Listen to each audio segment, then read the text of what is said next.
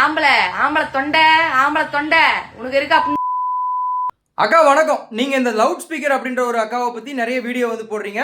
அவங்க வந்து ஒரு கருத்து சொல்கிறாங்க. அந்த கருத்தை பற்றி நீங்கள் பேசுனீங்கன்னா, அது ஒரு காமெடியாக பேசுனீங்கன்னா ஓகே, அது நல்லாவா இருக்கும். ஆனால் அதை விட்டுப்புட்டு அவங்க பாலினத்தை பற்றி தப்பாக பேசுறது, கெட்ட கெட்ட வார்த்தையில் பேசுறது, இதெல்லாம் நல்லாவா இருக்குது? இப்போ நீங்கள் வீடியோ பண்ணுறீங்க, உங்களுக்கு ஒரு நிறைய கமெண்ட்ஸ் வருது. அதை பார்த்துட்டு நிறைய பேர் இந்த அக்காவுக்கு இப்படி பேசினா இப்படி கமெண்ட்ஸ் வருது, ஃபாலோவர்ஸ் வருது, அப்போ நம்மளும் இந்த மாதிரி பண்ணுவோன்னு சொல்லிட்டு நிறைய பேர் இதை வந்து தப்பான ஒரு முன்மாதிரியாக எடுத்து பண்ண ஆரம்பிச்சிருவாங்க. ஸோ இது வந்து இந்த தமிழக வெற்றி கழகத்துக்கு பெரிய ஒரு நெகட்டிவிட்டியாக மாறிடும். அதனால் ப்ளீஸ் இதோட ஸ்டாப் பண்ணிக்கோங்க. அப்புறம் இன்னொரு விஷயம், தமிழக வெற்றி கழகம் ஜெயிச்சிருச்சு, இதுக்கப்புறம் நம்ம என்ன வேணால் பேசிக்கலாம்னு சொல்லி யாரும் நினைக்காதீங்க. ஏன்னா விஜய் சாரே சொல்லிட்டாரு, யார் தப்பு பண்ணாலும் தப்பு தான் அப்படிங்கிற மாதிரி சொல்லிட்டாரு. அதனால் எப்போவுமே கரெக்டாக பேசுங்க, நல்லபடியாக பேசுங்க.